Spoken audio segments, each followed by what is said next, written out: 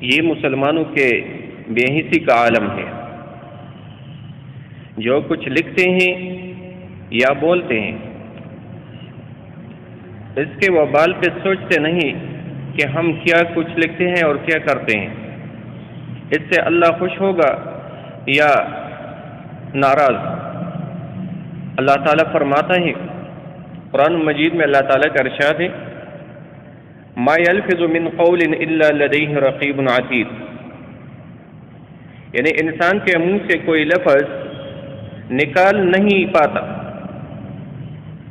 مگر اس کے پاس نگہبان تیار ہیں، یعنی نگران اور محافظ فرشتے انسان کے قول و عمل کا انتظار میں ہیں۔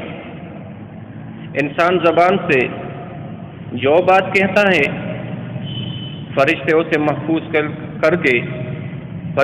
محفوظ کر کے عمل نامہ میں لکھتے ہیں۔ اسی طرح اللہ تعالیٰ فرماتا ہے یا ایھا الذین آمنوا لا یسخر قوم من قوم عسى ان یکونوا خیرا منهم ولا نساء من نساء عسى ان یکن خیرا منهن۔ سورہ حجرات میں اللہ تعالیٰ کا ارشاد ہے اے ایمان والو، ایک شخص دوسرے کسی شخص کا مذاق نہ اڑائے، ممکن ہے کہ یہ ان سے بہتر ہو، اور نہ عورتوں کا مذاق اڑائے، ممکن ہے یہ ان سے بہتر ہو۔ اور تمہیں پتہ ہے یہ استہزاء کب ہوتا ہے؟ استہزاء تب ہوتا ہے کہ ایک شخص اپنے کو دوسرے سے بہتر جانے اور اس کو حقیر سمجھتا ہے۔ اب کون بہتر ہے اور کون نہیں، اس کا علم صرف اللہ تعالیٰ کو ہے۔ اسی طرح اللہ تعالیٰ فرماتے ہیں وَلَا يَغْتَبْ بَعْضُكُمْ بَعْضًا أَيُحِبُّ أَحَدُكُمْ أَن يَأْكُلَ لَحْمَ أَخِيهِ مَيْتًا فَكَرِهْتُمُوهُ۔ غیبت کے بارے میں اللہ تعالیٰ فرماتا ہے اور تم میں سے کوئی کسی کی غیبت نہ کرے۔ کیا تم میں سے کوئی بھی اپنے مردہ بھائی کا گوشت کھانا پسند کرتا ہے؟ نہیں، بلکہ تم کو اس سے گھن آتا ہے۔ اسی لیے اللہ سے ڈرو، بے شک وہ توبہ قبول کرنے والا مہربان ہے۔ یعنی کسی مسلمان بھائی کی کسی کے سامنے برائی بیان کرنا ایسے ہی ہے جیسے مردار بھائی کا گوشت کھانا۔ مردار گوشت کھانے کو کون تیار ہے؟ مردار گوشت کھانا کسی کو پسند نہیں، لیکن غیبت آج کل لوگوں کا پسندیدہ غذا ہے۔ اور حدیث میں نبی کریم صلی اللہ علیہ وسلم کا ارشاد ہے، آپ صلی اللہ علیہ وسلم غیبت کا مطلب بیان فرماتے ہوئے کہتے ہیں ان تذکر اخاک بما یکرہ،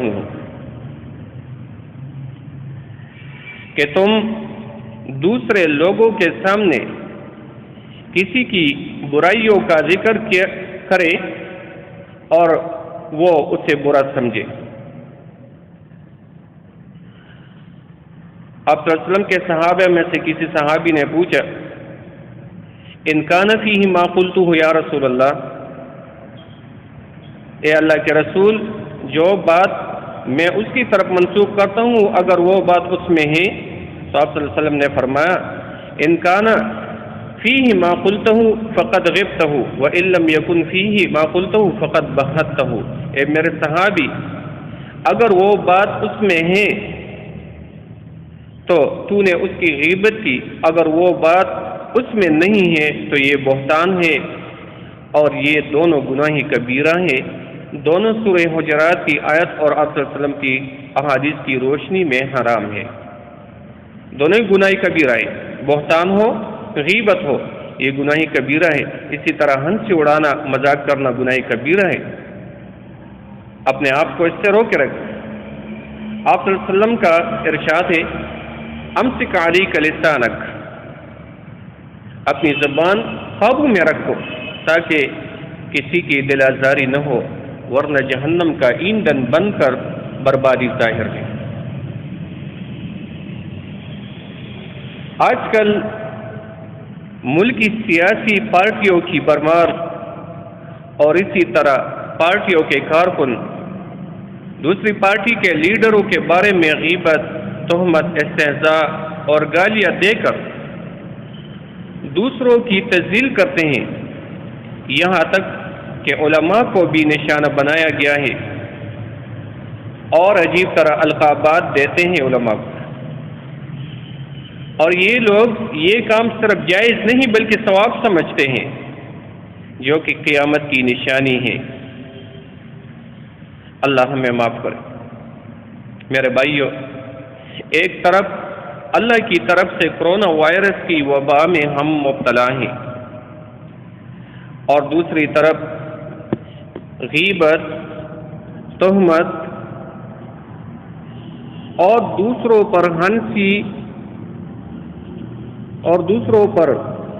ہنسی کے جس حد پر ہم کھڑے ہیں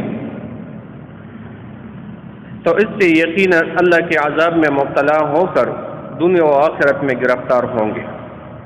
اسی لیے عاجزانہ درخواست ہے، بھائیو، اللہ کی بارگاہ میں توبہ کرو